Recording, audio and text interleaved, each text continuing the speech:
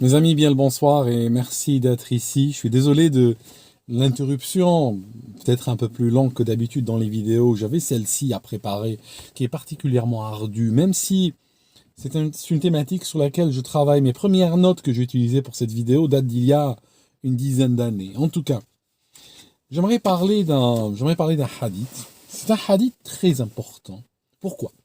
Parce que tout simplement, ça fait partie des premiers hadiths qu'on apprend quand on est petit dans une société ou une famille musulmane. Le hadith des 10 personnes promises au paradis. On l'écoute dans les mosquées pratiquement chaque vendredi. Il n'y a pas un cours à l'école sur l'islam sans qu'on le sorte. Et c'est quelque chose de très très très répétitif. Il est très important. Pourquoi? Parce que quelque part, on va prendre une dizaine de personnes et on va les mettre au-dessus de la justice divine. Parce que tout ce que vous savez sur l'islam, vous savez, l'islam est une religion très rigoriste par certains aspects. Dieu est là, il surveille tous nos faits et gestes, il donne des bons et des mauvais points à la moindre chose que nous faisons, à la moindre pensée, au moindre acte. Et puis, tout sera sanctionné, tout sera mis dans une balance qui ne laisse rien au hasard, et les gens seront sanctionnés selon ce qu'ils font. Le problème, c'est que ça est valable pour toute l'humanité, d'accord, et ont vécu depuis l'islam, toutes les générations, tout le monde, excepté 10 personnes, d'accord, pour lesquelles les forces de l'univers ont décidé de créer une sorte de passage pour les mettre directement au-dessus de la justice divine. Vous voyez, c'est assez dingue comme histoire. Alors, tout d'abord, j'aimerais commencer avec un verset. C'est le verset coranique, c'est la sourate 46, verset numéro 9, qui dit, je vais le lire en arabe et puis le traduire en français, « Qul ma kuntu bid'an min ar-rusuli » dit, donc c'est le Coran qui ordonne au prophète de répondre à des gens en leur disant « Je ne suis pas une innovation parmi les messagers. » Wa ma adri ma yuf'alu bi wala bikum. Je ne sais pas ce qu'on fera de moi ni de vous. Wa inni attabi'u illa ma yuha ilayya. Je ne fais que suivre ce qui m'est révélé par révélation divine. Donc en fait, le prophète des musulmans n'a jamais prétendu, par même le texte du Coran, que lui était ou faisait partie intégrante du système ou du processus de justice divine. Ça signifie que par exemple, il a le droit de donner des jokers, il a le droit de donner des chèques en blanc, il a le droit de dire hey, viens toi là, je te garantis le paradis contre telle ou telle chose. C'est une prérogative qu'il n'a jamais eue, d'après le système même islamique, et qu'il n'a jamais revendiqué avoir. Donc c'est très particulier de voir soudainement un hadith casser toute la structure de justice islamique et déclarer que 10 personnes, alors 10 personnes c'est 10 hommes, 100% d'hommes, 10 personnes de la tribu de Quraysh, 10 personnes, ces 10 personnes sont toutes de la Mecque. D'accord? Donc ces 10 personnages qu'on a mis au-dessus de la justice divine, en réalité, vous savez pourquoi? C'est pour les mettre au-dessus de la justice des hommes. Parce que dès qu'on s'approche de ces gens-là, c'était pas des mères Teresa. Pour la majorité, ils ont une biographie pleine de corps, pleine de guerres, pleine de tueries. Mais le fait de les mettre au-dessus de la justice divine, ça devient des sortes de pharaons, littéralement. Et on peut plus les critiquer parce que dès qu'on essaye de les critiquer, ou ne serait-ce que essayer de tirer peut-être un bilan équilibré de leur vie, on a toujours, et regardez même dans les commentaires, attention, de qui tu parles? Cette personne-là est promise au paradis, parce que depuis l'enfance, on leur a répété ça. Donc ils finissent par croire. Ils finissent par croire que vraiment, un humain peut avoir un chèque en blanc qu'il va présenter à la justice divine et passer avant les autres. Ils croient parce que vous savez, on vit dans des pays très souvent, malheureusement, où les concours sont faussés, les examens sont faussés, tout ça, tout marche avec la corruption, les pistons, tout ça. Et ils croient, et ça depuis des générations, et il y a beaucoup de gens aujourd'hui qui croient que la justice divine est corruptible. Ils se croient au supermarché du coin, il y a du beurre qui arrive, et puis on distribue ça aux copains. Enfin, ça n'existe plus aujourd'hui, mais on se comprend, c'est une image que j'utilise d'antan, à l'époque où nous vivions sous le parti unique de punnerie en punnerie, et effectivement, quand il y avait du beurre ou du poivre ou du café, eh bien, ça se distribuait sous le manteau à des copains. Comme par exemple les examens, les concours, tu te pointes au concours avec ton dossier sous le bras, il y a toujours quelqu'un qui t'a à la bonne, qui te dit, tu sais, le concours n'a pas eu lieu, mais les gens qui réussiront ce concours sont déjà désignés, les noms sont déjà connus, la liste est prête, tu fais juste la figuration ici, mon pauvre ami. D'accord? Il croit que la justice divine est de ce niveau-là. Enfin, continuons, allons dans le vif du sujet. En tout cas, il y a un truc drôle. C'est que, je vais vous donner la liste des noms dans une minute, vous allez voir que il y a une tentative de pharaoniser un certain nombre de personnes, en les mettant au-dessus de la justice divine, on est d'accord.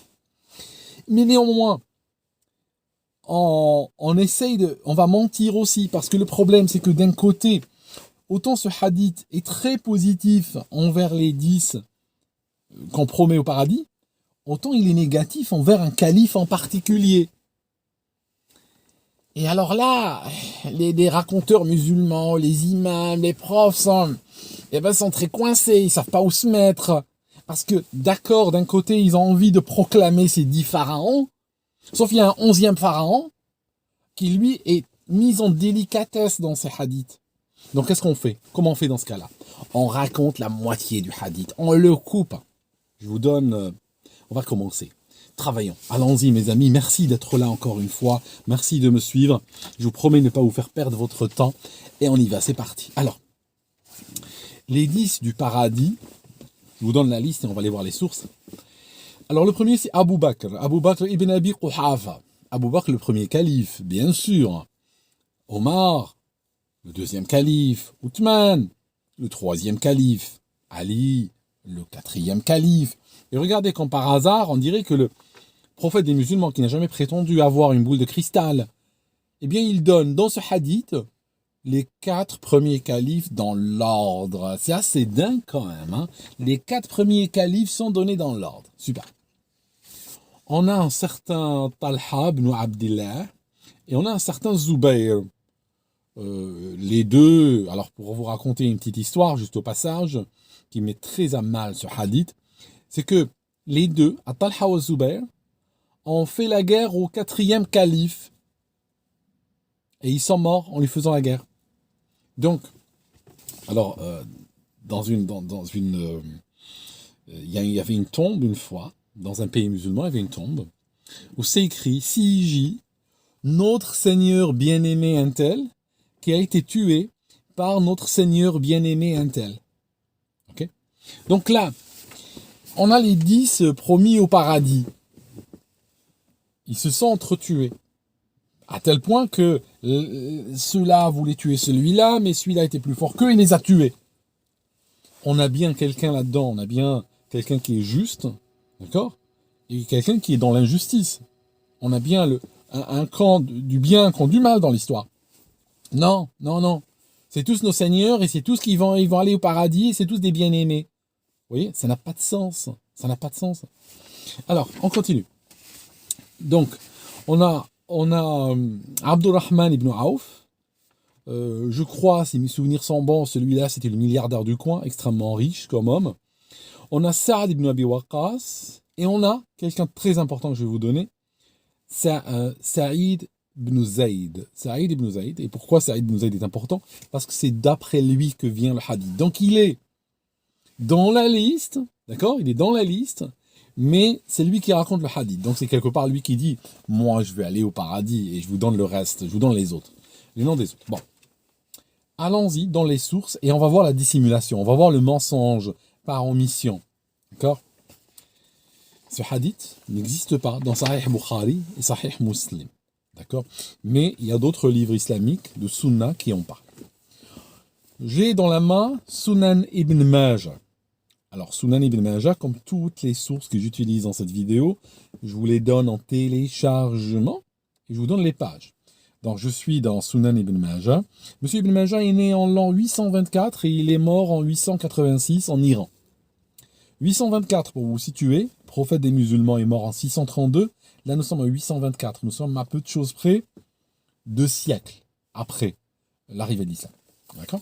Donc, monsieur ibn Majah, je suis à la page, attendez, plus de lumière, la page 31. Okay. Et je vous raconte le hadith numéro 134. Alors c'est un hadith d'après, je vais vous donner les noms, pas tous, du sanad, de la chaîne de narration. J'ai remarqué une chose. Dans toutes les traductions des livres islamiques, les chaînes de narration sont jamais traduites. D'accord? Je vous donne ici la chaîne de narration, parce qu'elle est importante dans ce cas-là.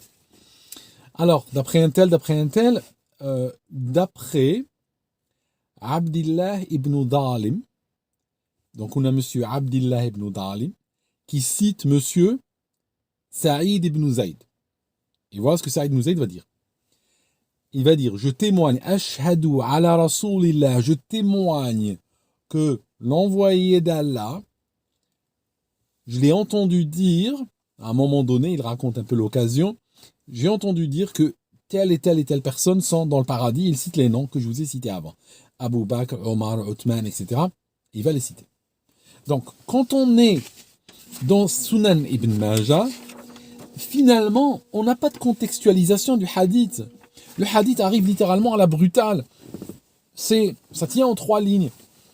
J'étais avec le prophète à tel endroit, il a dit que telle personne sont au paradis. Point. Et c'est comme ça qu'il est raconté dans la télévision, dans la mosquée, tout ça.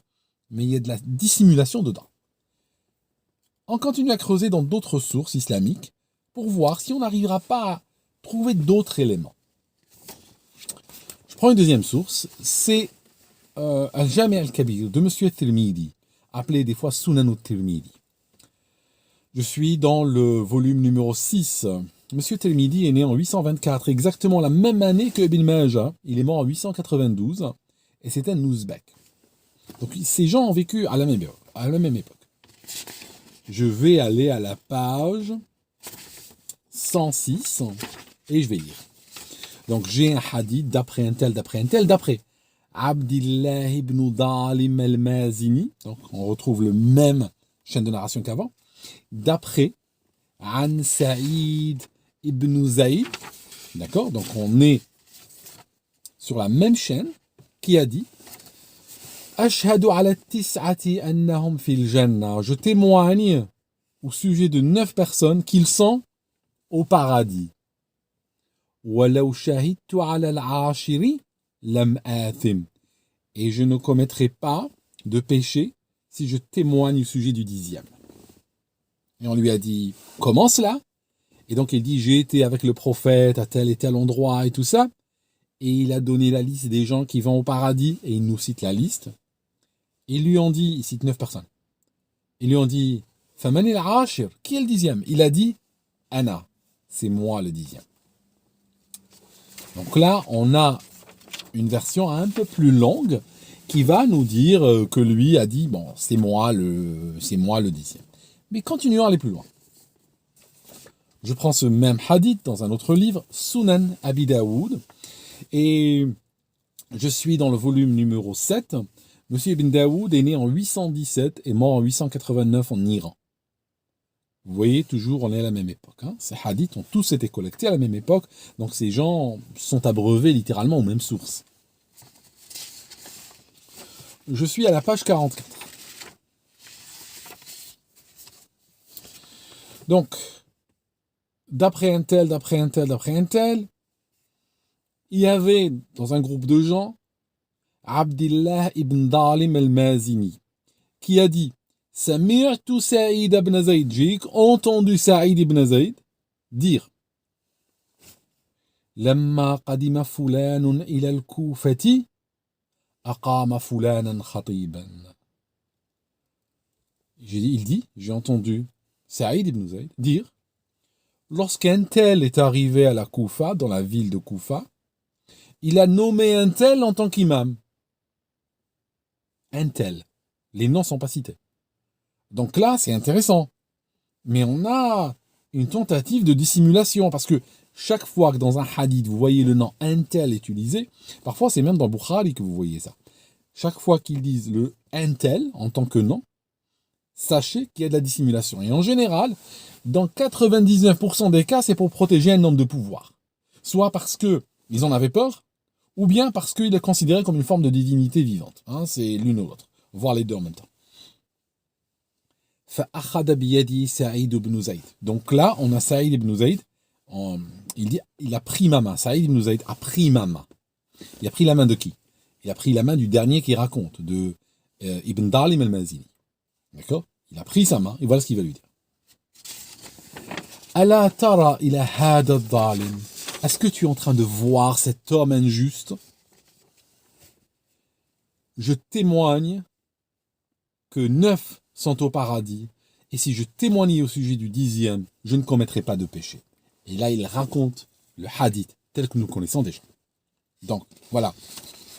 Source après source, on commence à avoir un petit peu de détails. Mais là, Monsieur Ibn Daoud nous laisse un petit peu sur notre faim, parce que un tel est venu à la Koufa, il a nommé un tel comme imam, et puis après, sur ce, Saïd ibn Zayd va dire regarde cet homme injuste.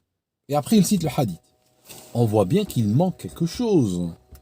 Il y a quelque chose qui manque. Il nous manque les noms, mais il nous manque aussi plus de contexte. C'est quoi cette histoire d'homme injuste comme ça? Ok. On va aller le voir dans encore une autre source. Je prends Sahih Ibn Hibban. Alors, Sahih Ibn Hibban, je suis au volume numéro 1. Monsieur Ibn Hibban est né, Ibn Hibban est né littéralement un peu plus tard que les autres. Il est né en 884, ça signifie qu'il est né à la fin des années 800, alors que les autres sont nés relativement au début des années 800. Et il est mort en 965, et c'était un Afghan, par rapport à ce qu'on dirait aujourd'hui, bien sûr. Alors, je suis au premier tome, je suis à la page 226, et on va faire un peu d'évolution ici par rapport à avant. Je cite le hadith ou l'histoire 3331. Et voilà ce qu'il dit. Qama khutaba'u yatanawaluna aliyan. Des imams ont commencé à insulter Ali. Ali qui est le gendre du prophète, qui est marié à sa fille Fatima, qui a été le 4e calife. Là, il y a des gens, des imams qui ont commencé à l'insulter. Wafid Dari, à la maison, dans cette maison, des imams insultaient Ali. Wafid Dari, Saïd ibn Zayd, cet homme par lequel, un des 10, cet homme par lequel ce hadith est venu. Wafid Dari, Saïd ibn Zayd, fa'akhada biyadi, il a pris ma main. Voilà, donc là on reprend l'histoire telle que nous la connaissons. Il a pris ma main.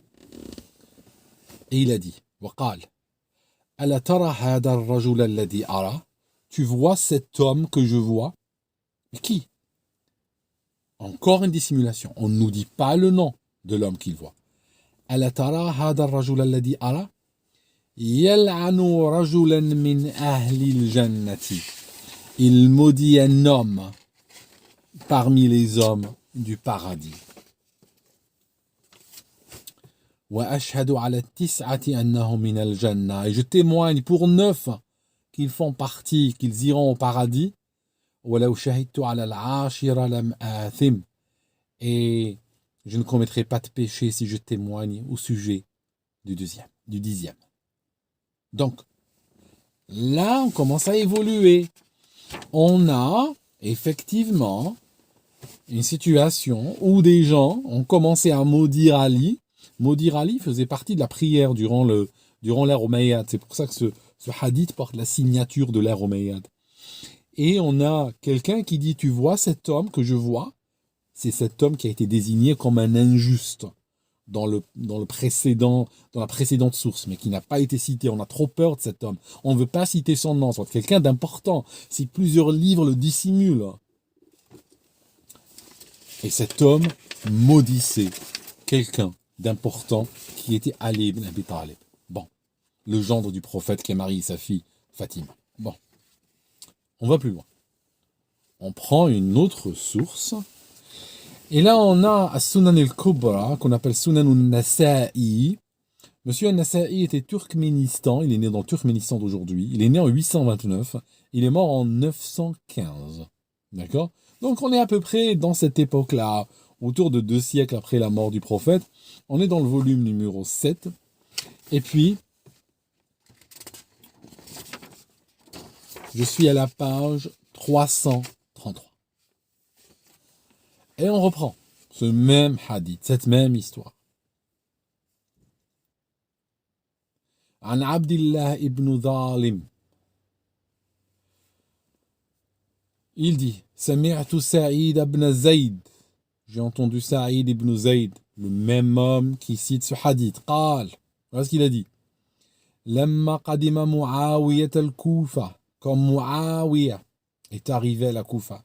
Muawiyah, le premier calife Umayyad, Muawiyah ibn Abi Sufyan. D'accord? Voilà, cette famille dans laquelle on trouve les cannibales, cette famille qui régnait à Damas avec une barbarie. Dans Daesh, la décennie dernière, nous a fourni une sorte de reconstitution historique assez fidèle à l'original, même si je trouve qu'elle est en deçà de cet original en termes de sauvagerie et de barbarie. Donc, Muawiyah, Qadima Muawiyah al-Kufa. Aqama Mughayrat ibn Shu'bah. Mughayrat ibn Shu'bah, qui a aujourd'hui des écoles et des rues qui portent son nom. Aqama, il a ramené des khutaba ayatanawaluna aliyan, des imams qui insultaient Ali. Parce qu'en fait, pour accueillir Muawiyah ibn Abi Sufyan, il y avait une haine entre lui, une inimité, et Ali ibn Abi Talib, qui était de la famille prophétique. C'est une guerre qui s'était installée avec à Damas un califat très puissant et aux environs de la Mecque et de Médine un autre califat qui ne le reconnaissait pas en réalité. On avait une époque, on avait une scission, c'est arrivé plusieurs fois dans l'histoire de l'islam ou l'histoire du califat, entre le califat du nord, le califat de Damas et le califat du Hijaz. Et à un moment donné, le califat de Damas, sous en réalité l'impulsion de Muawiyah, mais en fait l'exécutant était son fils, était Yazid ibn Muawiyah.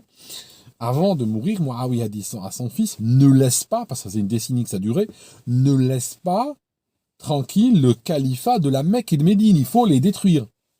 Et le fils de Muawiyah a envoyé ses armées qui se sont abattues justement avec leurs mercenaires sur la Mecque et Médine et ont commis des massacres absolument abominables.